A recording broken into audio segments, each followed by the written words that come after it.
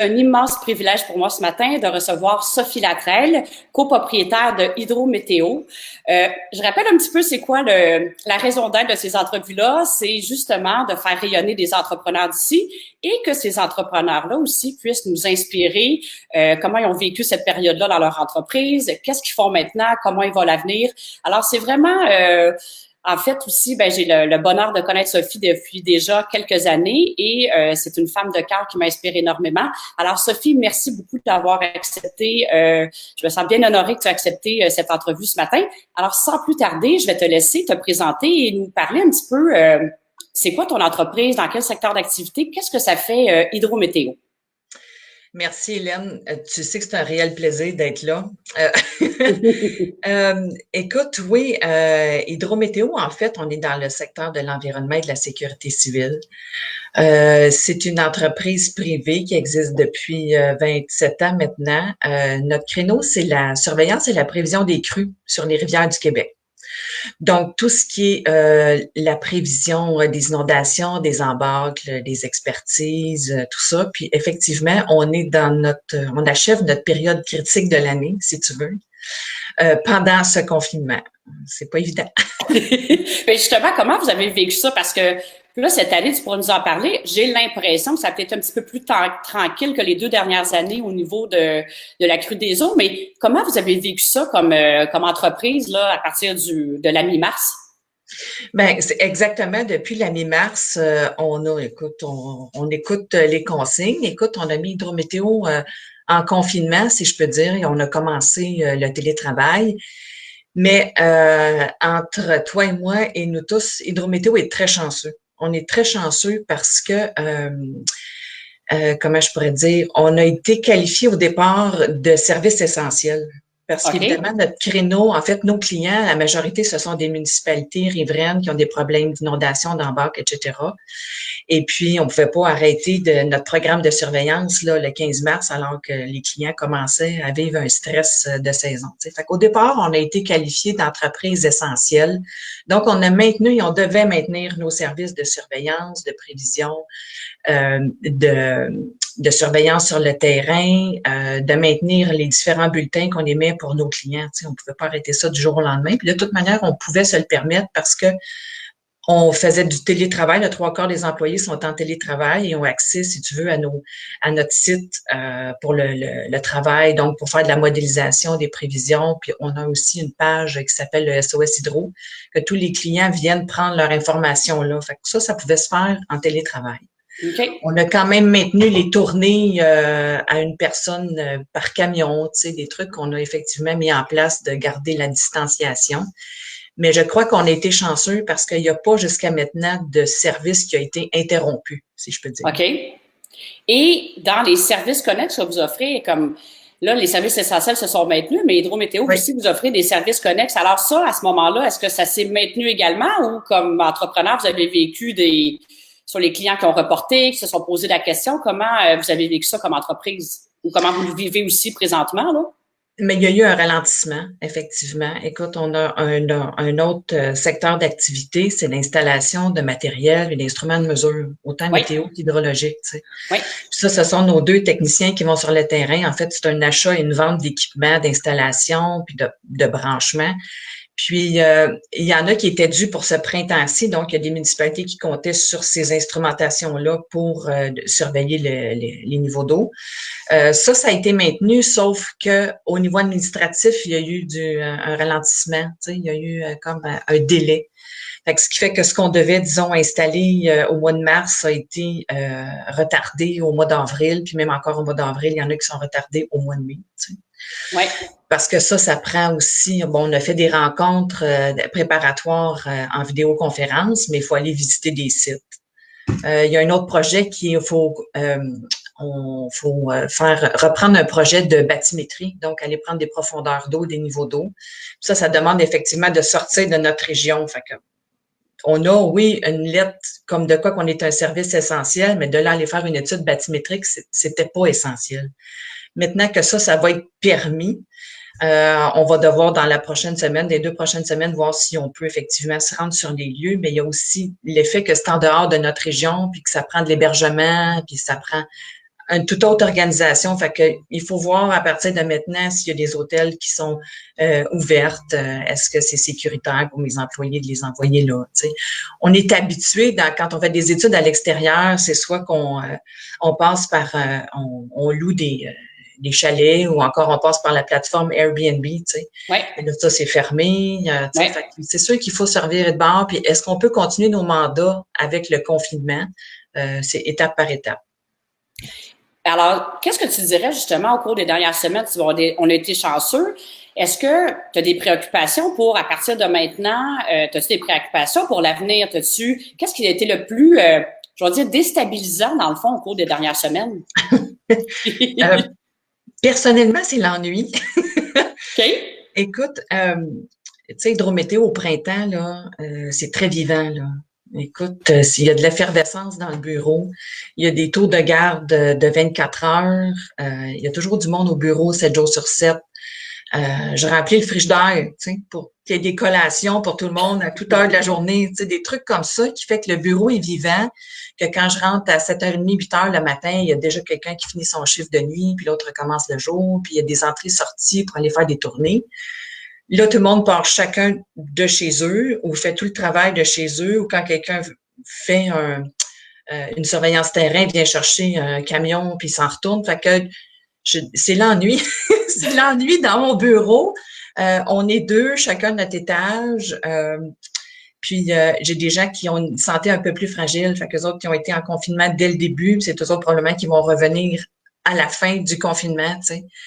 Mais écoute, mis à part ça, je me suis rendu compte que j'avais des bons gestionnaires, que au départ, c'était, tu sais, j'ai comme vécu deux phases. La première phase, c'était OK, chacun chez eux, comment on va gérer ça? Puis là, j'imagine que n'importe qui fait des lectures, comment être un bon gestionnaire en télétravail, tu sais, ce que j'avais jamais vécu avant, là, tu sais, parce que pour moi, c'est important que mon équipe soit ici. De toute façon, on dirait que justement, dans ce temps-ci, la force d'Hydrométéo, c'est toute la coordination, la bonne communication, tout ça, tu sais. Je dis pas qu'on est top shape dans tous les niveaux, mais tu sais, c'est ça, Hydrométéo au printemps. Alors que là, j'ai dû effectivement me fier à mon directeur technique puis le directeur des opérations, puis chacun gère son équipe. Fait qu'on a beau faire des vidéoconférences, on a même fait des 5 à 7, tu sais, pour garder l'esprit d'équipe. Des 5 à 7 virtuels. Oui, effectivement, tu sais, des réunions virtuelles, des 5 à 7 virtuelles. Fait que c'est pas pareil, mais je me suis rendu compte que j'avais une méchante bonne équipe qui continuait à travailler quand même. Moi, je t'avouerais que cette semaine, je commence un peu à tourner en rond, même si, comme tu dis, on pense à l'après, mais comme je suis plus ou moins impactée, moi, j'ai pas eu à faire de mise à pied. Tu sais, on était vraiment chanceux. Tout le monde avait du travail. Tout le monde continue à avoir du travail. La seule chose, c'est qu'il y a du délai, tu sais, dans nos livrables, mettons. Tu sais. Et là, tu as touché quelque chose d'important. Tu as dit, hey, c'est important pour moi d'avoir l'équipe avec moi. Oui. Là, on s'en va, puis là, tu dis, j'avais jamais habitué dans le télétravail. Est-ce que tu dirais que dans qu'est-ce qui s'en vient, il y a des habitudes qui vont se maintenir, puis tu dis finalement, j'avais peut-être des craintes reliées au télétravail. Est-ce que tu dirais qu'il y a des habitudes qui vont rester? Est-ce que ça... Comment tu vois ça pour la suite des choses? Est-ce que les gens ont aimé ça? Est-ce que des façons de faire qui vont rester, qui ont été mises en place pendant les dernières semaines? En fait, je peux pas parler pour toute mon équipe, mais j'ai l'impression que même moi versus eux autres, ils sont partagés là-dessus aussi. Écoute, le télétravail, ça se fait puis ça se fait bien, tu sais. Tu sais, je prends une proportion en hiver, les gens sont à 70% sur le terrain pour 30% bureau, puis c'est l'inverse l'été. Tu sais, as du 70% bureau puis 30% à l'extérieur. Bon. Comme ils sont à l'extérieur, déjà, j'ai l'habitude que ça rentre puis ça sort ici, tu sais, mettons, dans le bureau. Mais le télétravail, tu sais, j'ai même pensé, on était dans un projet aussi de réaménagement des bureaux à l'étage. Oui. Tu sais, pour faire de la place, pour faire des bureaux fermés, isolés. Je suis même à me demander, bon, je le fais-tu, tu sais, aussi. Il y a des gens qui vont rester en télétravail à la maison ou je pense pas, puis moi, personnellement, je le souhaiterais pas. OK? J'ai déjà eu des employés qui étaient de Montréal, puis on les a déjà accommodés justement à cause des tempêtes ou toutes sortes d'événements qui pouvaient travailler à la maison. Mais au départ, pour moi, ça change pas grand-chose. J'ai vu que ça fonctionne. Maintenant, la raison pour laquelle ils travailleraient de la maison, tu sais, il y en a qui sont aux prises avec, mais aux prises. Il y en a qui ont des belles familles, il y en a qui ont des jeunes enfants. Pas aux prises, là, parce que moi aussi, j'ai une famille, mais je veux dire, Je comprends ce que tu veux dire. dans le FaceTime, là, que ça grouille beaucoup en arrière, tu sais. Puis écoute, je pense que déjà, Hydrométéo était une entreprise conciliante, tu sais, au niveau travail-famille. Maintenant, le télétravail, oui, ça permet de travailler dans des heures, j'allais dire, encadrées, dans un timing raisonnable, tout ça. Je pense que ça a facilité beaucoup ceux qui ont des jeunes familles, tu sais, parce que là, l'école n'étant pas là, les garderies n'étant pas là, eux autres aussi se posent des questions pour l'avenir, tu sais. Ouais. Si ça fonctionne, je me dis, OK, tant que ça fonctionne, c'est correct, mais j'ai effectivement une réflexion à faire. Est-ce que c'est quelque chose qui va être établi définitivement, le télétravail ou pas? Si ça se trouve, c'est moi qui va s'ennuyer. C'est vraiment le contact, en fait, autrement dit, tu t'ennuies par rapport au contact humain, l'effervescence qui est dans le bureau, puis Oui, d'avoir des contacts. oui, Puis mettons, si tu mettais ça de côté, de oui, développer d'autres façons, ça serait vraiment de dire, ben, t'es un peu en ouverture. Tu te dis, mon idée est pas faite, là. Il y a comme un côté de moi, c'est-tu moi qui a à s'ajuster comme gestionnaire ou oui. c'est vraiment qu'est-ce qui est requis pour la suite, là.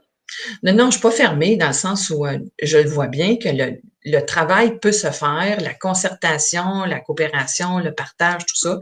Je pense que ça se fait bien. De toute façon, on a découvert, on était déjà avec Team, qu'on se partageait depuis quelques mois des dossiers là-dessus, tout ça. On a vu la facilité qu'on a eu tout de suite à switcher à ça. Tu sais, on n'était pas dépourvus de moyens de communication quand ça s'est arrivé. Fait que ça a été facile pour tout le monde. Tu sais. Maintenant, effectivement, est-ce que je demeure? Oui, je demeure ouverte. C'est juste que j'ai pas figuré à long terme C'est si ça. ça pouvait être le moyen ou si ça pouvait être 50-50 ou si, tu sais, pas statué. Ben, c'est ça. Regarde, il y a des périodes d'incertitude, il y a des choses qui Oui, arrivent qu'on dit, on connaît pas l'avenir. C'est une chose qu'on sait pas. Et de toute façon, moi, je pense que même avant ça, on la connaissait pas l'avenir. On non, avait non. l'impression que on était parti sur une aire d'aller, puis là, finalement, on a eu une belle démonstration que Oui, des fois, de faire des plans précis, précis, précis, il arrive quelque chose, et tu dirais-tu que cette période-là, même si tu dis, ben, les services essentiels se sont poursuivis, tout ça, étant donné que tu me partages que tu as eu un peu d'ennui, t'as-tu pris ce temps-là pour dire, qu'est-ce que tu as fait avec ce temps-là? Est-ce que tu dis, y a-tu des choses qui ont été inspirantes? Y a-tu des choses que tu dis, ben, est-ce que la raison d'être, c'est la bonne chose de l'entreprise? Est-ce que tu as pris du temps pour ça? Est-ce que tu comptes le faire? Comment tu vois ça? Est-ce qu'il y a des choses que tu re-questionnes par rapport à l'entreprise ou certains services ou certaines façons de faire?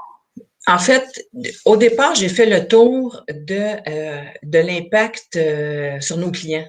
Tu sais, c'est sûr que je vends pas quelque chose de matériel, j'ai pas besoin de faire de la livraison, tu sais, j'ai pas de carnet de commandes en ligne, tu sais. Fait que ça, tout ce qui était le service surveillance et prévision des crues, ça continue, ça change pas. OK? Même que j'ai été contente, en fait, que notre plateforme fonctionne bien, qu'on a toujours les cellulaires à côté, parce que c'est ça, dans le fond, le printemps, hein, c'est l'Internet et les cellulaires. Et puis, je me suis demandé, en fait, ironiquement, c'était vraiment le fait, comment je pourrais dire ça, de garder euh, l'engouement, le travail, comment je pourrais dire ça, pour pas que justement il y ait une perte d'intérêt de la part des employés, tu sais. OK? Parce que c'est sûr que si moi je me regarde, puis que j'ai moins d'interaction, ben j'ai une liste de choses à faire, puis je les fais. Tu sais. J'ai une to-do list, continue à appeler des gens, des factures à faire, des trucs comme ça, parce que là, je suis un peu plus dans l'administration que je l'ai déjà été. Tu sais, j'ai déjà Ouais. été sur le terrain, fait que je sais c'est quoi d'aller sur le terrain, puis de pas perdre. Parce que si on crée pas l'action, il se passe rien. Tu sais, fait que j'avais peur de tomber dans comment je pourrais dire, justement l'ennui, l'oubli ou le, le regain d'énergie qu'on a habituellement. La vitalité qui est dans l'entreprise, qui est peut-être là Oui, plus naturellement. Tu dis, ben là, si je me laisse aller, je vais perdre cette vitalité-là, finalement. Oui, exactement. Fait que, probablement que j'ai fait comme tout le monde la première semaine. J'ai fait du ménage, j'ai fait les priorités. J'ai dit, OK, c'est quoi le calendrier des activités? Qu'est-ce qui est dû? Puis ensuite de ça, je m'assurais que tout le monde le faisait. Puis à un moment donné, j'étais quasiment rendue à faire de la micro-gestion. Mais à un moment donné, non, laisse ça aller un peu, tu sais, comme. Puis, fait que de ce que j'avais le plus peur, c'est que les gens soient chez eux, puis comme le sentiment d'appartenance se dilue un peu.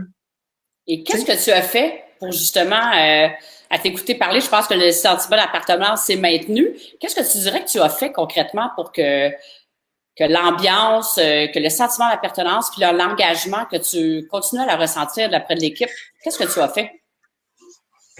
Ben, c'est sûr que officiellement, de façon plus justement plus officielle, ben, tu sais, il y a des communiqués à chaque semaine. Voici ce qu'Hydrométéo fait. Voici c'est quoi les consignes de cette semaine. Voici où on en est. Tu sais, je voulais pas que les gens s'inquiètent ni de nos activités, ni de la perte de contrat, ni d'une perte financière. Fait au départ, j'ai essayé d'être assez transparente pour dire voici l'état dans lequel on est très chanceux, on continue nos activités, etc. Oui, il est venu l'idée d'un 5 à 7 virtuel, on l'a fait. Normalement, pour la journée de la Terre, je fais tout le temps un petit quelque chose. Bon, là, j'ai encouragé mon fleuriste local. Je suis allée chercher des plantes que j'ai livrées à mes employés, tu sais, pour leur souhaiter une bonne journée, tout ça, tu sais. Euh, mais puis il y en a, quand il y en a qui viennent passer une journée de temps en temps, ben c'est sûr que je prends plus de temps à jaser avec eux autres. Tu sais, comme oui, on parle professionnel, mais on rentre beaucoup du côté personnel. Tu sais. Fait que Puis je pense dirais-tu que que ça l'a permis plus qu'avant de faire ça? oui, Parce que avant, des fois, les opérations, c'est facile de se laisser oui, dépasser par les opérations quotidiennes. Tu dirais-tu que ça t'a permis d'aller plus en profondeur au niveau autre que professionnel? oui, je dirais ça. Puis ça va un peu plus loin aussi, c'est qu'on a beau puis comment ça va, tu passes une belle fin de semaine. Là, c'est tes parents, comment ils vont, tes grands-parents sont en sécurité, tes enfants, comment ils trouvent ça, là, plus d'amis. Tu sais, oui, ça m'a permis d'aller plus vers ça, puis de prendre plus de nouvelles. Puis en même temps, j'ai eu aussi le retour, tu sais. Toi, Sophie, comment ça va? Pierre, ça va-tu bien? Qu'est-ce que vous faites? Tu sais, y a-tu des pépins dans votre famille? Tu sais, fait que je trouve que oui, ça a été un peu plus en profondeur. Toujours avec la joke de, écoute, reste à 2 mètres, tu sais, parce que moi, j'aime prendre le bras puis dire, salut, ça va-tu bien, tu sais. Ça, c'est un peu plus dur, là, mais, tu sais, ouais. Fait que ça a été des éléments. Est-ce que tu as découvert des choses sur ton équipe? Là, tu parles personnellement, puis est-ce que tu as découvert des choses sur ton équipe que tu pensais pas que c'était possible comme interaction ou comme façon de travailler? Est-ce que là, toi, tu as maintenu ça? Est-ce que entre l'équipe comme telle, il y a des différentes choses à cause, entre autres, de l'utilisation de Teams? Ça l'a comme fait d'autres types d'interactions au niveau de l'équipe? Y a-tu des choses qui ont bougé de ce côté-là? Euh, oui et non, je te dirais que la majorité des interactions existaient déjà. Tu sais, comme je te dis, la facilité de communiquer entre mon équipe, mais j'ai été agréablement surprise, même si je le savais quand même un peu, que même si je vois pas mes gestionnaires aller, je vois des choses se boucler dans le calendrier, tu sais. Fait que je le sais qu'il y a une interaction sans que je sois présente. Puis ça, OK? c'est toujours, je le dis, c'est toujours rassurant, là, tu sais, même si on fait un team entre la direction une fois par semaine, mettons, c'est intéressant de voir que le calendrier se book, même si je ne l'ai pas entendu de mon oreille. Je rouvre l'agenda, puis OK, tout ça, c'est planifié la semaine prochaine. OK, se sont concertés. OK, on a besoin de tel équipement. Voici le bulletin. J'ai une conférence avec un client, tu sais. Fait que ça fait du bien de voir que ça bouge, même si je ne l'entends pas alentour. Alors, ça t'amène ça un point comme gestionnaire de dire, ben, sais-tu des fois quand finalement l'équipe, quand elle est engagée, le sentiment d'appartenance est là, Oui, c'est comme c'est sécurisant quand on est à côté, on l'entend, puis c'est comme un peu le contrôle de dire, hey, si je les laisse vraiment aller, ils sont en quelque sorte capables de faire les choses, sont engagés, j'ai pas besoin d'être là au-dessus de l'épaule pour qu'ils fassent leurs choses. oui. Oui, mais c'est sûr que ça, au fil des mois puis des années, parce que ça fait pas très longtemps que j'ai des gestionnaires à mes côtés, tu sais, puis qui prennent chacun un Mhm. département, c'est sûr que j'avais tendance à laisser aller quand même, tu OK. sais. Mais là, j'en ai une autre preuve, tu sais, que j'ai vraiment pas besoin d'être là physiquement non plus, tu sais. Ça, c'est ma touche personnelle, là, mais je veux dire, tu sais, de laisser aller, oui, puis d'être en confiance, oui, tu sais, Ça c'est ça. amène un autre degré de profondeur finalement avec Oui. ce qui a été vécu. Et pour la suite des choses, là, même si toi puis moi, on n'a pas le boule de cristal, là, je t'ai parlé tantôt, qu'est-ce qui a été déstabilisant? Qu'est-ce que tu ressens est-ce que tu ressens qu'il y a des opportunités, des opportunités qui s'en viennent? Comment tu vois ça un petit peu sans trop savoir c'est quoi ton feeling comme entrepreneur aujourd'hui? Tu dis-tu comme, ben, ça va revenir un peu comme qu'est-ce que c'était avant, les services, les produits qu'on va offrir, ou tu vois des opportunités d'offrir d'autres types de services ou d'autres façons de fonctionner? Qu'est-ce que tu ressens là-dessus? Jusqu'à maintenant, non, j'ai pas tellement ressenti des opportunités ou j'ai peut-être pas saisi, ironiquement, toute l'ampleur de ce qui se passe en dehors de mon bureau, en dehors de mes employés. Tu sais, on est comme en banlieue éloignée de Montréal aussi. On, on dirait que même moi, à Joliette, même si ma meilleure amie est atteinte du COVID, mais qu'elle va très bien, tu sais, dans un sens qu'elle n'a pas énormément elle n'a pas de difficulté trop à passer au travers, tu sais, Ouais. comparativement à tout ce qu'on entend. Euh, Au niveau social, oui, je suis très consciente de ce qui se passe. Au niveau professionnel, j'ai pas l'impression que ça change beaucoup pour Hydrométéo. C'est-à-dire que cet été, dès le déconfinement, je vais continuer à faire euh, mes, euh, mes contrats, mes mandats, on va repartir en appel d'offres, on va repartir en soumission. Écoute, c'est quand même un service euh, au niveau de l'environnement mes clients sont impactés parce que oui, ils ont à gérer des ressources humaines, ils ont à gérer eux autres aussi des mandats, mais je ne vois pas encore aujourd'hui comment je ne pourrais pas poursuivre mes activités au départ. Et deuxièmement, j'ai pas saisi non plus d'opportunités autres. Je n'ai pas OK. vu d'opportunités autres pour Hydrométéo. Tu sais, euh, ne serait-ce que, tu sais, je donne juste un exemple. Mettons qu'il y aurait eu des grosses inondations parce que, écoute, mes clients étaient au départ assez stressés, et de un, parce que c'est le printemps, et de deux, parce que dans les 2, 3 dernières années, il y en a beaucoup qui ont vécu des C'est inondations ça. très difficiles, les mesures d'urgence, les citoyens impactés. Et surtout que cette année, il y avait je veux dire que le gouvernement avait donné comme, pas une consigne, mais euh, à l'effet qu'il y aurait probablement pas de centre d'hébergement d'ouvert pour ceux qui étaient sinistrés. Fait que ça, j'imagine que ça a rajouté le stress Ben, aux c'est ça. municipalités, aux mesures d'urgence, tout ça. Tu sais. Est-ce que j'aurais pu à ce moment-là, moi, participer euh, avec, je sais pas, je dis ça, l'aéroglisseur ou tous les équipements motorisés qu'on a, l'Argo, le 4 roues, est-ce que j'aurais pu apporter un soutien à l'évacuation, tu sais, si déjà il manquait de personnel, ou, tu sais, je le voyais un peu de cette façon-là, utiliser ce qu'on a à l'interne pour aider. Mais tu vois, ça s'est pas matérialisé, on n'en a pas eu besoin. Fait que pour l'instant, les autres opportunités, tu sais, je peux pas me revirer de bord puis fabriquer des masques, je peux pas me revirer de bord puis fournir beaucoup de bénévoles. Est-ce que dans le futur, face à une crise sanitaire comme ça, est-ce que je peux faire quelque chose? Pas vraiment, tu sais. Mis à part personnel, peut-être donner de mon temps, mais au niveau professionnel, qu'est-ce qu'Hydrométéo peut faire maintenant pour offrir dans le futur de différent? Je vois pas pour l'instant, tu sais. Et advenant, mettons, on parle pour parler que là, tu sais, des fois, il laisse présager que ben, il y a du déconfinement. Là, ils disent, ben là, ça va pas bien, il y a du confinement. Est-ce que tu vois que ça peut impacter? C'est une préoccupation que tu as ou tu dis, ben peu importe, un petit peu comme t'expliques, de dire, ben ça va être encore présent. Fait que j'ai assez confiance que finalement, ça va se poursuivre puis on va naviguer là-dedans finalement. Oui, je pense, très bon mot, naviguer. On va naviguer. Probablement qu'on va, oui, comme tu dis, naviguer. Tu sais, il y aura toujours quelqu'un pour avoir besoin de prévisions météo spéciales, de temps violent, etc. Tout le service qu'on offre l'été. Là où il y a eu un impact, c'est qu'évidemment, on loue du matériel, des instruments météorologiques l'été pour des Oui. festivals.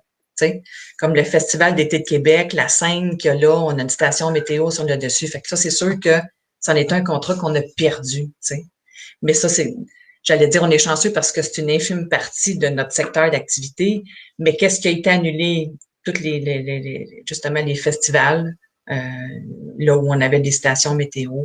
Mais tu sais, pour le reste de prévision de temps violent, des crues subites, des études d'impact ou des études hydrologiques, bathymétriques sur les rivières, il n'y a pas vraiment d'impact, ça peut se poursuivre.